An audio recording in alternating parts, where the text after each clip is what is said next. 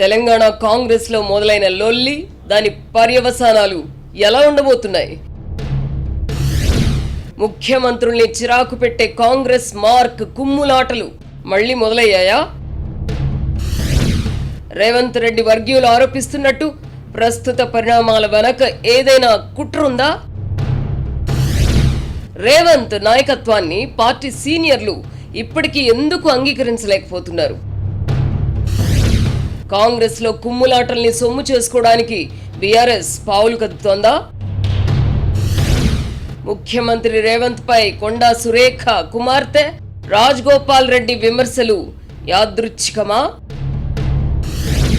తెలంగాణ కాంగ్రెస్ లో మొదలైన లొల్లిని అదుపు చేయడానికి అధిష్టానం ఉపక్రమిస్తుందా?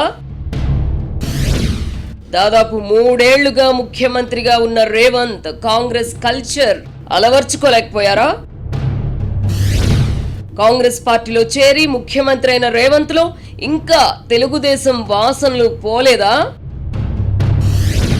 ముఖ్యమంత్రి రేవంత్ రెడ్డిని దెబ్బతీసే ప్రయత్నాల వెనక కేసీఆర్ జగన్ స్కెచ్ ఉందా? ప్రస్తుత పరిణామాలపై ముఖ్యమంత్రి రేవంత్ ఆత్మ పరిశీలన చేసుకోవాల్సిన అవసరం లేదా? ప్రభుత్వ వ్యవహారాల్లో తన సోదరుల జోక్యంపై వస్తున్న ఆరోపణలకు రేవంత్ అడ్డుకట్ట వేస్తారా?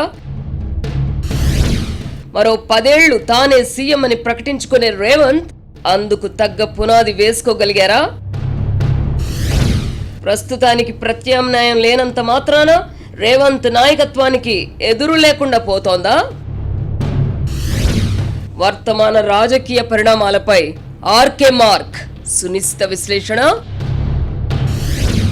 వీకెండ్ కామెంట్ బై ఆర్కే ఈరోజు రాత్రి 8:30 గంటల 30 నిమిషాలకు.